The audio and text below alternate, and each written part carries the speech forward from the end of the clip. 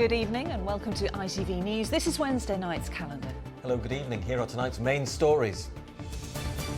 Growth up, jobs up, taxes down. I commend this statement to the House. As the Chancellor unveils his last spring budget before the election, we'll find out what it all means for us. I can't see any improvement, not real improvement that will affect people like us. We feel forgotten. The incredible toddler born with no eyes, defying the odds to battle her rare condition. Don't think I've found anything that Margot wants to do that she can't do or that she hasn't done. I haven't discovered it yet. And we meet the oldest tipster in town, 104-year-old Frank, who was treated to a special celebration at his favourite racecourse.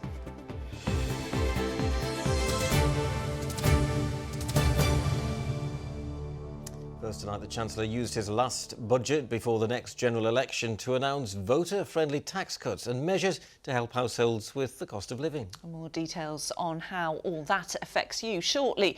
But for people in Dewsbury today who are facing major cuts to local council-run services, the reaction was mixed, as Michael Billington has been finding out. Sisters Margaret and Yvonne from Dewsbury, both pensioners, both registered disabled, both looking for a sweetener from Jeremy Hunt's budget. It'll be interesting to see what happens. Yeah. Particularly Margaret, a waspy woman, forced to work an extra 6 years after her pension age unexpectedly went up in the 90s. If I had my pension at 60, I would have savings now. So it has made life difficult. We share our shopping, and because of our home situation now, it's cheaper for us to cook one meal for the pair of us than it is individually. Growth up, jobs up, taxes down. I commend this statement to the House. After today, workers will be on average £450 better off a year, thanks to a further cut in national insurance contributions. 500,000 families with children will pocket an extra £1,300, according to the Chancellor, due to changes to child benefits. But in response to his statement, Margaret and Yvonne echo this afternoon's comments from the charity Age UK. Was that it? I can't see any improvement, not real improvement that will affect people like us. We feel forgotten, don't we? We feel quite forgotten. A rather more favourable response at Dewsbury Market for those relishing the reduction in national insurance and a 12-month freeze in fuel duty. John's been trading here for 40 years. Any move in the right direction to put more money in people's pockets can only be good, surely. Obviously my employees will feel a little bit of benefit, and any benefit, I suppose, will help them through the cost of living crisis. Well, it's £450 better in my pocket than someone else's pocket, isn't it? So until council tax goes up. Yeah. I'm going to say that's the other thing is, are they going to put something else up? That's the issue. It's all right showing I'm giving you something back, but you're already taking so much away. Massively challenging, especially living in a full house and, trying to help that way. Things are still expensive, but yeah, it helps a little bit, yeah. So possibly a pre-election budget for some, if not for all. But here in Kirklees, with public services under threat, there's still much to decide before people can say whether they truly feel any better off. And that was Michael Billington reporting there. That Kirklees Council meeting is actually taking place as we speak, and if we get any news on what's happening there, then we'll bring it to you. Yes, we certainly will. Well, let's get some detail on exactly what the Chancellor announced in his budget today. Here are the standout points for his plan. Well, we'd already heard some details leaked in advance, so no surprise on the biggest change. National insurance cut by 2%, saving £450 a year for an average household. And the Chancellor teased ambitions for further cuts in the future. The salary limit for getting full child benefit is increasing to £60,000 and partial benefit up to £80,000. Fuel duty will be frozen and the temporary 5p cut due to end this month will remain. Alcohol duty is also frozen. A new levy on vaping will be introduced, as well as a one-off increase in tobacco duty. Capital gains tax on property will be reduced, and stamp duty relief for anyone buying more than one house is being abolished. Tax breaks that made it more profitable for homeowners to rent out properties as holiday lets instead of long-term rentals will also go. Well, certainly a lot of information to take in there. Our political correspondent, Charanpreet Kaur, joins us now from Westminster, where she's been getting reaction from both sides of the political divide. And Charanpreet, how have MPs reacted to the Chancellor's announcements? Well, Ian, you won't be surprised to hear that it very much depends who you talk to. The headline grabber clearly is this 2% cut to national insurance. But as you heard from Michael's piece, there isn't a clear answer as to whether that will actually make people in a place like Dewsbury feel better off. I think you can hear some of that political divide you mentioned in the reaction from the MP for Dewsbury, Mark Eastwood, and Labour's Stephanie Peacock. I joined the Conservative Party to reduce taxes. It actually reduces taxes for the lowest earner, for the average earner, should I say, to the lowest level since 1975. So, it's really positive news for working families. Well, I just think it represented absolute failure. The people in Barnsley will still be worse off than they were 14 years ago. They're paying the highest tax burden in 70 years. Food prices are up 25% in just 2 years. And since this Conservative government crashed the economy, mortgages are up. Total contrast there. Mark Eastwood saying taxes are lower than ever, Stephanie Peacock saying they're higher than ever. You'd be forgiven for not knowing exactly what's happening with this budget. Luckily enough, the Office for Budget Responsibility provides independent analysis of the spring budget, and they say that the tax burden as a share of total GDP, i.e. the net wealth of the country as a whole, has risen close to the highest that it's been since post-war times. An analysis from the think tank IPPR North also finds there's a discrepancy between how our region will benefit compared to the rest of the country. The national insurance cut is worth an average of £377 per household in Yorkshire and the Humber, compared to £621 in London. That plus inflation, plus the fact that we're in a recession, means that many people won't be finding much to celebrate here. And of course, we've already touched on the fact that Kirklees Council's got many difficulties and struggles at the moment. How will today's budget affect them? Well, the harsh reality is that it's very difficult to cut tax whilst increasing spending on things like councils and other public services like the NHS, especially since the Chancellor has also committed to reducing borrowing. The thing is, Labour's in the same boat, and that's something I put to the Selby and Ainsty MP, Keir Mather. Well, look, the Labour Party, if we are able to win the next election, will inherit an absolute mess from this Conservative government. And that means that at the core of all of our spending commitments has to be a commitment to stability. Rachel Reeves is a former Bank of England economist. Our fiscal rules are ironclad. The first thing we need to do is stabilise the economy and prevent the chaos and disaster that we've seen from successive Tory governments. Does that mean Tory-style austerity under a Labour banner? No, it means being prudent with the public finances and investing in our future. Big promises there from Labour, but with potentially limited resources. And despite what Tory MPs have told me on camera, in private, some of them have said that today's announcement lacked the pizzazz and promise that they might have expected if Rishi Sunak was going to use this budget to then call a snap general election in May. OK, Charanpreet, live at Westminster, thank you. And of course, there'll be more on today's budget announcements in the national news, which follows us at 6:30. Our other main story tonight, and a court has heard how a police officer who was shot and injured almost 20 years ago in Bradford watched a colleague who was fired on first fall to the ground. PC Sharon Beshenivsky died while responding to an alarm call after an attempted robbery on a travel agent in November 2005. The man on trial for her murder denies he was the ringleader of a gang which it's claimed met up the night before. The court has been hearing evidence in a statement from Sharon Beshenivsky's colleague Teresa Milburn, who was also shot but survived. Well, Katie Oscroft has been in Leeds Crown Court for us today. What did we hear about the shooting, Katie? Well, Lara, it was a harrowing account read to the court. Theresa Milburn, who was then a PC, described what happened outside the travel agent. She said she heard an almighty bang and Sharon Beshenivsky just fell to the pavement in front of her. She said later she knew all along that her colleague was dead. Then there was another loud bang and Theresa Milburn realised that she too had been shot.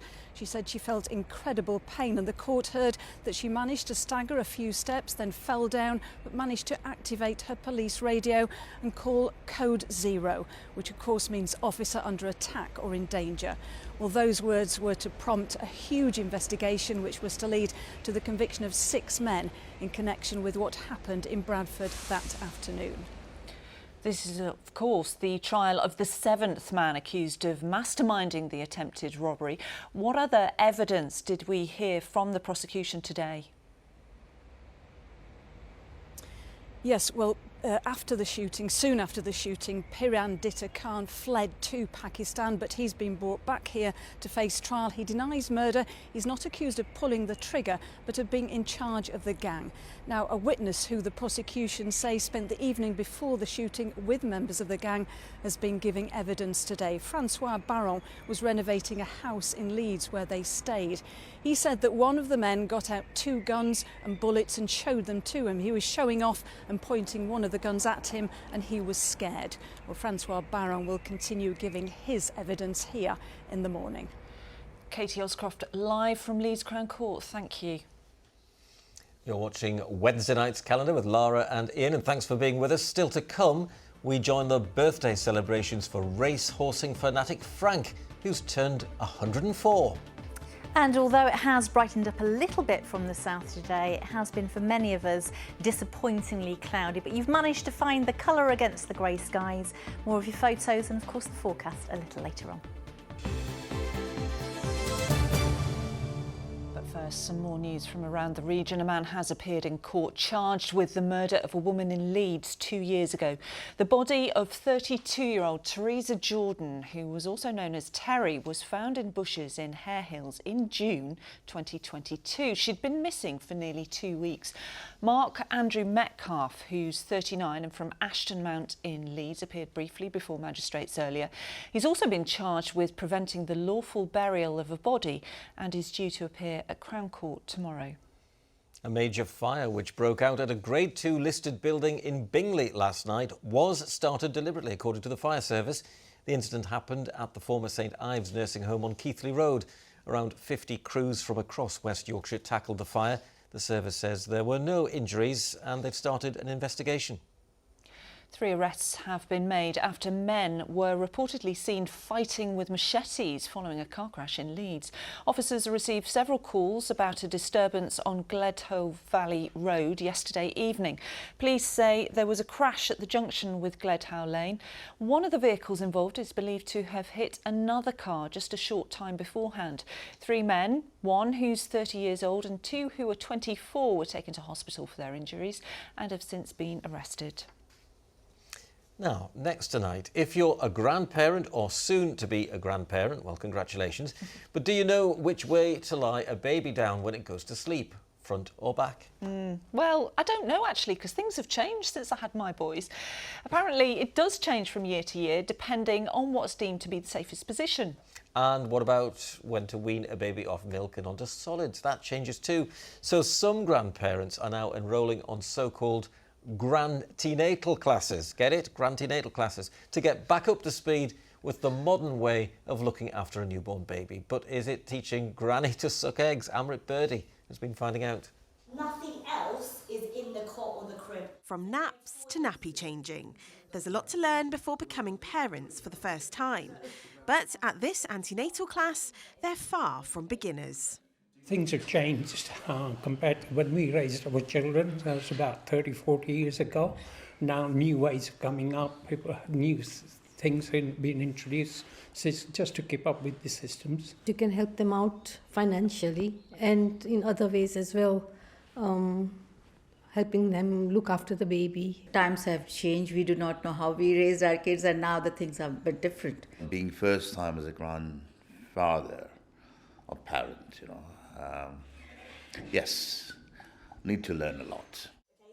These expectant grandparents are learning the newest safe sleeping and weaning advice, with many having not bathed and changed a baby for over 30 years. And it's for good reason, with research showing their generation is being heavily relied on for childcare. A recent poll found that more than half of grandparents provide some sort of childcare during the working week, with an average of 22 hours a week spent providing free childcare. And 1 in 5 grandparents say their children would not cope financially without their help. Nicola Dyke is a health visitor based in Doncaster and says the bigger role grandparents are playing in looking after babies means it's essential they know the latest safety advice. The main things that have changed are advice and guidance on safe sleeping. So we would always refer to the Lullaby Trust for that. And feeding, big changes in feeding, how we make feeds, how we offer feeds, no smoking around babies, car seats, use of car seats, and keeping rear facing as long as possible. Now, important things for me to just highlight. Back at the grantenatal class, there are hopes that the group will keep in touch to support one another in this new chapter. One of the main things that led us to start these courses were the fact that the couples who attended my antenatal courses really wanted their grandparents to come and get up-to-date information, and also to meet other grandparents and perhaps even make friends and go for walks together. In fact, the recovery time is 6 weeks. For the grandparents, it's been a crash course in learning something new and also being reminded that some things never change. Amrit Birdie, ITV News. Certainly something to think about. Time for some sport now, and Leeds United head coach Daniel Farke described their 1-0 win over Stoke last night as their best win of the year. Daniel James scored the only goal of the game as Leeds picked up their 10th win in 11 games. Elsewhere, Sheffield Wednesday's chances of escaping relegation were given a major boost. They remain in the relegation zone after beating Plymouth, but crucially are level on points with the 3 teams above them. It was a night to forget, though, for bottom of the table Rotherham. They were thrashed 5-0 at Coventry. Barnsley threw away a 2-goal lead in League Two as they were held by Bolton. The Tykes gave away a 98th minute penalty, which was actually saved by keeper Liam Roberts. But he could do nothing to stop Randall Williams smashing into the rebound to equalise. Mansfield remained top of League Two despite losing last night. The Stags eventually found the net after the MK Dons goalkeeper saved a penalty and the rebound. The visitors, though, hit back to inflicted Mansfield's second home defeat of the season, and Tyler Smith came off the bench to rescue a point for Bradford City in their Yorkshire derby with Doncaster. Now to the story of an extraordinary little girl from York who's bringing joy and amazement to her parents every day, despite being born completely blind. Yes, Margot Duffy-Moss was born with a rare condition which meant her eyes and optic nerves never developed in the womb. Now, though, 16 months on, she's making incredible progress. Martin Fisher has the story.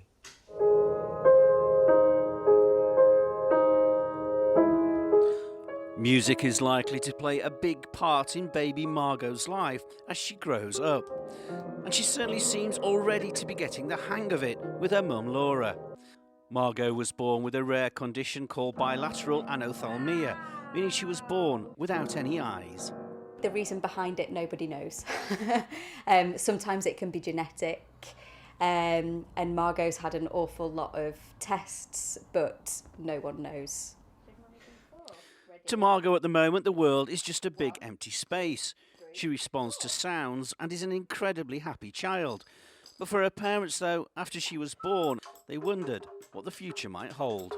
We just weren't prepared for news that everything wasn't quite fine. So it felt like a grief, really, in that the life that we'd imagined for Margot was no longer the life necessarily that she was going to have. But Margot's now 16 months old and making amazing progress. The family's been supported by the Guide Dogs charity, and although it's some years until Margot may get a dog of her own, there's other support they've been able to offer. And that can be done through physically showing children what to do. So we use a technique called hand under hand, where we'll put their hand on top of ours and show them different things. And we do a lot of play at Margot's age, especially. We do a lot of things through play and through making it fun and sort of engaging for them. As she grows, Margot will face further surgeries, but she's learning new skills all the time, like learning to stand, even though she's no idea what's beneath her feet. I don't think I've found anything that Margot wants to do that she can't do or that she hasn't done. I haven't discovered it yet. I keep trying to think of things that she definitely won't be able to do because she can't see. So I'll come up with something and then I'll have a look online and I'll find a video of somebody without sight being able to do it. She has made our lives so much better, and she has made us appreciate things that we definitely took for granted before she came along. There are challenges ahead, but although Margot may be blind, her parents can now see a future for her, full of possibility. Martin Fisher, ITV News in York. Oh, she's a little sweetie, isn't she? She Now is. then, I'll tell you what's not sweet, and that's this cloudy weather. It's miserable, Kerry. I'm sorry, we've struggled a bit today, especially parts of North Yorkshire. We had a little bit of sunshine coming through about 3 o'clock this afternoon in that south western corner. So this was Derbyshire. For late afternoon sunshine, of course, the best of the clear spell is probably going to come through over the next few hours or so. The slice of medallions were in the west today. We did see an improvement from the south, but many parts of North Yorkshire have been under that blanket of cloud. Struggling, Fylingdales to get much higher than 4.6 Celsius. Many parts of North Yorkshire hovering around 5. Big difference in the sunshine, 10 or 11 Celsius. But you've been finding the colour where we had the grey skies. So these were tulips at the Museum Gardens in York. A big thank you to Gary Hornby for sharing this one. And the daffodils in Wakefield. A big thank you to Sue Billcliffe. And it did look very atmospheric at Wentworth Gardens earlier. A big thank you to Steve Bradley for this one. It does look atmospheric when it's all misty and murky and you don't have to drive in it, but then it lifts a little bit and then it's just a blanket of my least favourite cloud, alto stratus, mid-level blanket sheet cloud. The sun can't get through it. It's just giving you those bright spells and it's just a big tease, so really awful, yeah. Is it going to last like that then? Well, the good news is all the unsettled weather is staying in the south, and I mean south of the UK, because the jet stream is much further south than we'd expect. So the low pressure over Europe towards the weekend, but it does feed in an easterly, and that's not the best news for us. And of course, the forecast a little later on. Lovely. Thank you. See you later. Finally tonight, to the horse racing fan who last week turned the grand old age of 104. Incredible, yes. Frank Buttery from Chesterfield has seen 5 monarchs, 27 prime ministers and 97 Grand Nationals. Today he was treated to a special birthday celebration at his local track, Catterick, and Chris Dawkes was there. He's the oldest tipster in town. Frank Buttery loves nothing better than a day at the races, and he's had plenty of them. Last week, Frank turned the grand old age of 104. What is it about racing that you enjoy? The people, the friendliness of it, things like that.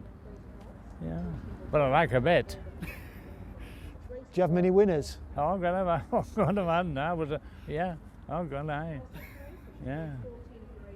I've had £5,000 bets in my life and 3 of them won. Do you remember the first race that you went to? Yes, in 1942 at Stockton. Wow. I got married the same day and went the race in the afternoon. What did the wife think of that? She had no choice, had she? A racehorse owner back in the day, for decades Frank's been a familiar face around the region's courses. Here at Catterick he's usually found at the bar, chatting to friends. Frank is very friendly, he have a laugh, he brings us a bar of chocolate, doesn't he? Yeah. Does he? Yeah. Every meeting. He's very friendly. He's very cheeky and, you know, he tells you lots of stories from the past, some which you can't comment on, you know, but... As a special birthday treat, today Frank and his friends were wined and dined at the racecourse restaurant. Happy birthday to you. It's a pleasure to be here, and I'm going to make a promise that I'll be here when I'm 105. There's nothing like it. I love it. I mean, I'm not going to give up, I'll tell you that now. Not to go racing. I'll be at York and I'll be out here, there and everywhere. I love it. I just love it.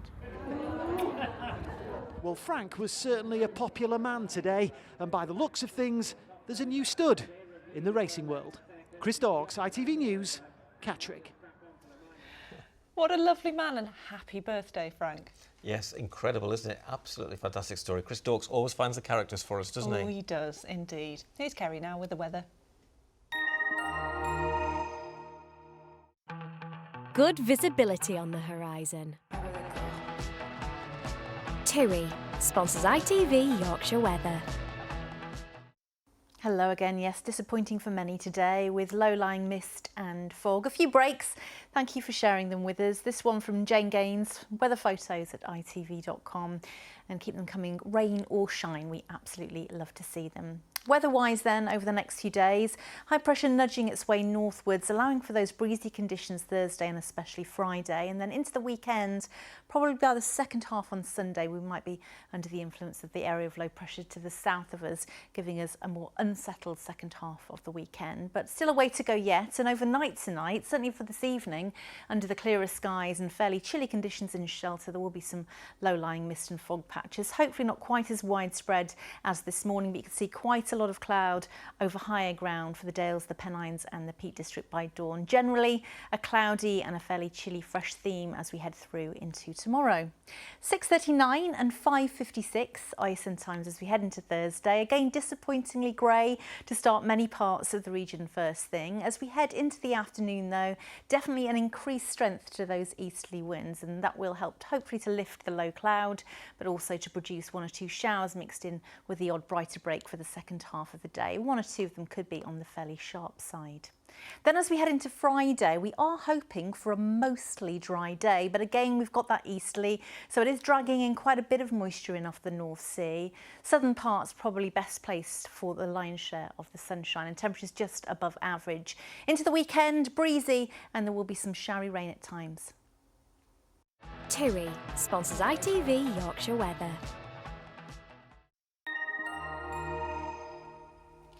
There you go. Tomorrow, more in the way of wind, less in the way of fog, hopefully. Yeah, thank you. I'm just thinking about Frank. Do you think you'll make it to 104? I don't think so. Doing this job, definitely not. You No won't way. be as chipper as No him. way. That's all for now, though. We're back later on. See you then. Bye-bye. Bye.